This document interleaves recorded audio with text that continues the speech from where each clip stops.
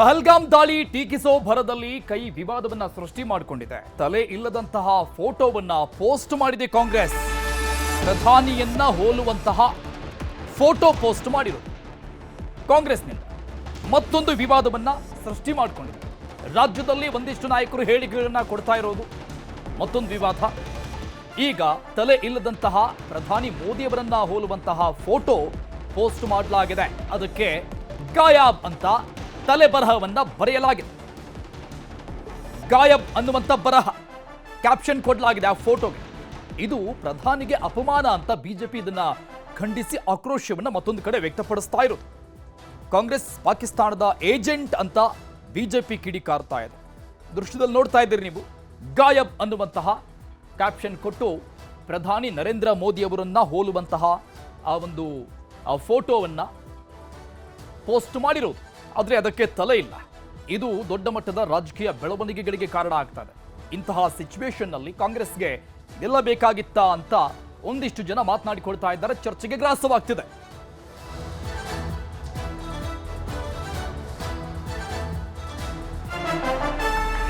ದೇಶದ ಪ್ರಧಾನಿ ಫೋಟೋ ಇಟ್ಟು ಅವಹೇಳನ ಮಾಡಿದ್ದು ಕಾಂಗ್ರೆಸ್ ಅಂತ ವಿಪಕ್ಷ ನಾಯಕ ಆರ್ ಅಶೋಕ್ ಕಿಡಿಕಾರಿದ್ದಾರೆ. ಕಾಂಗ್ರೆಸ್ನಿಂದ ಇದು ಮಹಾ ಅಪರಾಧ ಅಂತ ಕಿಡಿಕಾರಿದ್ರು. ಪಾಕಿಸ್ತಾನಕ್ಕೆ ಪರೋಕ್ಷವಾಗಿ ಬೆಂಬಲ ಕೊಡ್ತಿದ್ದೀರಾ ನೀವು ಅಂತ ಕಾಂಗ್ರೆಸ್ಗೆ ಪ್ರಶ್ನೆ ಮಾಡಿದ್ದಾರೆ ಆರ್ ಅಶೋಕ್. ಪಾಕಿಸ್ತಾನವನ್ನ ಟೀಕಿಸೋ ಬದಲು ಪ್ರಧಾನಿಗೆ ಅಪಮಾನ ಮಾಡಿದ್ದೀರಾ ಅಂತ ಆಕ್ರೋಶವನ್ನ ವ್ಯಕ್ತಪಡಿಸಿದ್ದಾರೆ.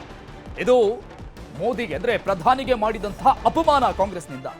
ಕಾಂಗ್ರೆಸ್ ವಿರುದ್ಧ ಕಿಡಿಕಾರಿದ್ದಾರೆ ವಿಪಕ್ಷ ನಾಯಕ ಆರ್ ಅಶೋಕ್. ದೊಡ್ಡ ಮಟ್ಟದ ರಾಜಕೀಯ ಬೆಳವಣಿಗೆಗಳು ಈ ಒಂದು ಪೋಸ್ಟ್ನ ನಂತರದಲ್ಲಿ ಆಗ್ತಾ ಇರೋದು.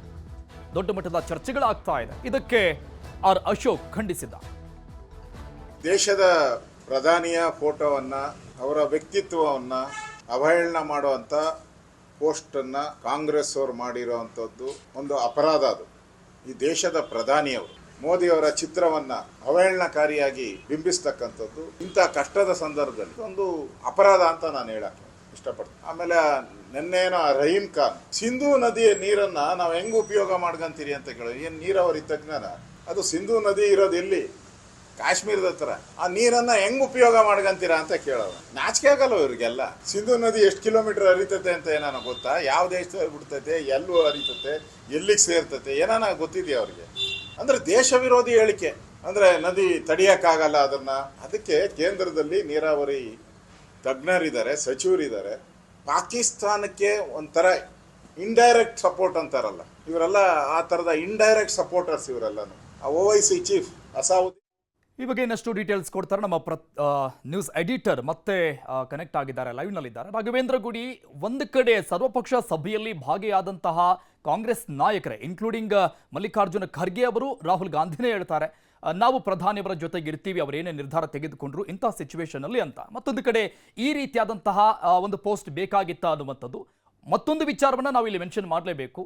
CM ಸಿದ್ದರಾಮಯ್ಯನವರು ಮೊನ್ನೆ ಕೊಟ್ಟಂತಹ ಹೇಳಿಕೆ ಅಲ್ಲಿ ಪಾಕಿಸ್ತಾನದ ಮೀಡಿಯಾಗಳಲ್ಲಿ ರಾರಾಜಿಸಿದ್ದನ್ನು ಕೂಡ ನಾವು ನೋಡಿದ್ವಿ. ಇದೆಲ್ಲ ಒಂದು ಕಡೆ ಪಾಕಿಸ್ತಾನಕ್ಕೆ ಸದರ ಕೊಟ್ಟಂತ ರೀತಿಯಲ್ಲಿ ಅಂತ ಅನ್ಸುತ್ತೆ.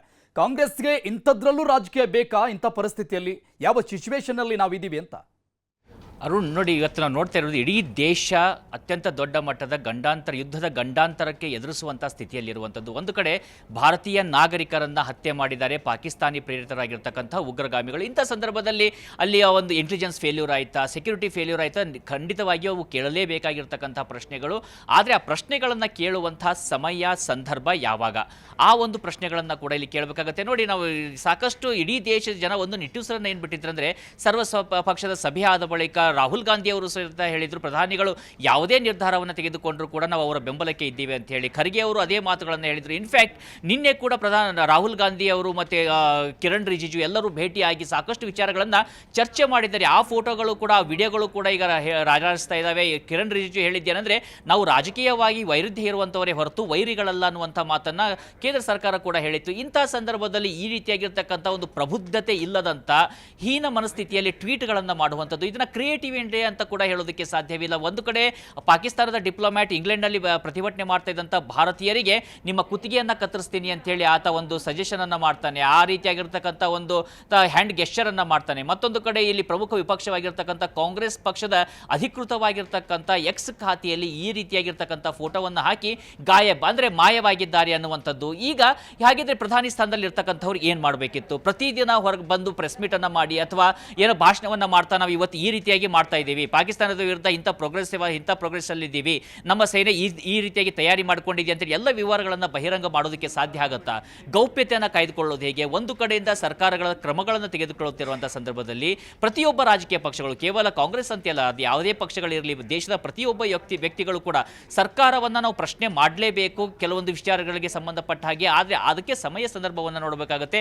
ನೋಡಿ, ಈ ಒಂದು ಟ್ವೀಟ್ ಇದೆಯಲ್ಲ, ಇದನ್ನ ಪಾಕಿಸ್ತಾನದ ಮಾಜಿ ಸಚಿವ ಫವಾದ್ ಹುಸೇನ್ ಆತ ಕೂಡ ಒಂದು ರೀಟ್ವೀಟ್ ಅನ್ನ ಮಾಡಿ ಅದರಲ್ಲಿ ಪ್ರಶ್ನೆಯನ್ನ ಮಾಡ್ತಾನೆ. ನಾವು ಇಷ್ಟು ದಿನ ಕೇವಲ ಕಥೆಗಳಿಗೆ ಏನೋ ಒಂದು ಹೋಲಿಸಿ ಮಾಡ್ತಾನೆ, ಪಾಕಿಸ್ತಾನದಲ್ಲಿ ಇರುವಂತಹ ಒಂದು ಮಾತುಗಳನ್ನು ಸೇರಿಸಿಕೊಂಡು ಅಲ್ಲಿಯ ಭಾರತದ ಪ್ರಧಾನಿಗೆ ಆ ರೀತಿಯಾಗಿರ್ತಕ್ಕಂಥ ಟ್ವೀಟ್ಗಳನ್ನ ಮಾಡ್ತಾರೆ. ಪಾಕಿಸ್ತಾನದ ಸಾಕಷ್ಟು ಮಾಧ್ಯಮಗಳಲ್ಲಿ ಇವತ್ತು ಇದು ಹೆಡ್ಲೈನ್ ಆಗ್ತಾ ಇದೆ. ಅಂದ್ರೆ ಇದು ಪ್ರಧಾನಿಯದ್ದೇ ತಪ್ಪು ಅಥವಾ ಭಾರತದವರೇ ತಪ್ಪನ್ನ ಮಾಡಿ ನಮ್ಮ ಮೇಲೆ ಹಾಕ್ತಾ ಇದ್ದಾರೆ ಅಂತೇಳಿ ಕೆಲ ನಾಯಕರು ಕೊಡ್ತಿರುವಂಥದ್ದು. ಈಗ ಒಂದು ನಮ್ಮ ಮುಖ್ಯಮಂತ್ರಿ ಸಿದ್ದರಾಮಯ್ಯನವರು ಕೊಟ್ಟಂತ ಹೇಳಿಕೆ ಒಂದು ಉತ್ತಮ ಉದ್ದೇಶದಿಂದ ಇರಬಹುದು, ಅಂದ್ರೆ ಯುದ್ಧದಿಂದ ಯಾರಿಗೂ ಕೂಡ ಒಳಿತಾಗೋದಿಲ್ಲ ಅಂತೇಳಿ. ಆದರೆ ಅಲ್ಟಿಮೇಟ್ ಅಂತ ಬಂದಾಗ ಎಷ್ಟೇ ಒಂದು ಶಾಂತಿ ಪ್ರಕ್ರಿಯೆಗಳು ಫೇಲ್ ಆದಾಗ ಕೊನೆಗೆ 100 ತಪ್ಪುಗಳನ್ನ ಮಾಡಿದ್ರು ಕೂಡ 100ನೇ ಒಂದು ತಪ್ಪನ್ನು ಮಾಡ್ತಾ ಇದ್ರೆ ಖಂಡಿತವಾಗಿ ಶಿಕ್ಷೆಯನ್ನು ಮಾಡಬೇಕಾಗತ್ತೆ. ಅಂತ ಸ್ಥಿತಿ ಇವತ್ತು ಇರುವಂಥದ್ದು. ಅದನ್ನು ಹೊರತುಪಡಿಸಿ ಕೆಲ ರಾಜಕೀಯ ನಾಯಕರು ಕೊಡ್ತಿರುವಂತಹ ಹೇಳಿಕೆಗಳು, ಕೆಲವೊಂದಿಷ್ಟು ಸೋಷಿಯಲ್ ಮೀಡಿಯಾದಲ್ಲಿ ಬರ್ತಿರುವಂತಹ ಪೋಸ್ಟ್ಗಳು ನಿಜಕ್ಕೂ ಕೂಡ ದೇಶವನ್ನ ಆಂತರಿಕವಾಗಿ ಎಲ್ಲೋ ಒಂದು ಕಡೆ ಇದು ಅಲುಗಡಿಸ್ಬಿಡ್ತಾಗ ಅಥವಾ ದೇಶದ ನಿಲುವಿಗೆ ತೊಂದರೆ ಮಾಡ್ತಾ ಅನ್ನುವಂಥ ಪ್ರಶ್ನೆಗಳು ಬರ್ತವೆ. ಸಹಜವಾಗಿ ಇವತ್ತು ಅವ್ರು ಏನೋ ಒಂದು ಟ್ವೀಟ್ ಮಾಡಿದ್ದಾರೆ, ಎಕ್ಸ್ ಅಲ್ಲಿ ಪೋಸ್ಟ್ ಮಾಡಿದ್ದಾರೆ ಅಂದ್ರೆ ಅದೇ ರೀತಿ ಅಂತಲೂ ಕೂಡ ಭಾವಿಸಬೇಕಾಗಿಲ್ಲ. ಕೆಲವೊಂದಿಷ್ಟು ಸಮಯದಲ್ಲಿ ಏನಾಗುತ್ತೆ, ಆ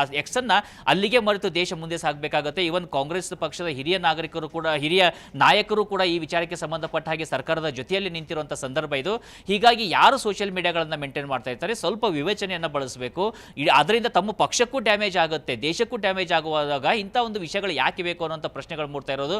ಒಟ್ಟಾರೆಯಾಗಿ ಈ ಒಂದು ಫೋಟೋವನ್ನ ಏನು ಹಾಕಿದಾರಲ್ಲ, ತಲೆ ಇಲ್ಲದಂತ ಒಂದು ವ್ಯಕ್ತಿಯ ಫೋಟೋವನ್ನ ಹಾಕಿ ಗಾಯಬ್ ಅಂತ ಮೋದಿ ಅವರನ್ನ ಹೋಲೋ ರೀತಿಯಾಗಿ ಹಾಕಿರುವಂಥದ್ದು ಇದೆಯಲ್ಲ, ನಿಜಕ್ಕೂ ಕೂಡ ಇದು ಈ ಸಂದರ್ಭದಲ್ಲಿ ವಿಪರ್ಯಾಸ ಮತ್ತೆ ಅವಶ್ಯಕತೆ ಇರಲಿಲ್ಲ ಅನ್ಸುತ್ತೆ. Arun, yes, thank you Raghavendra ಗುಡಿ.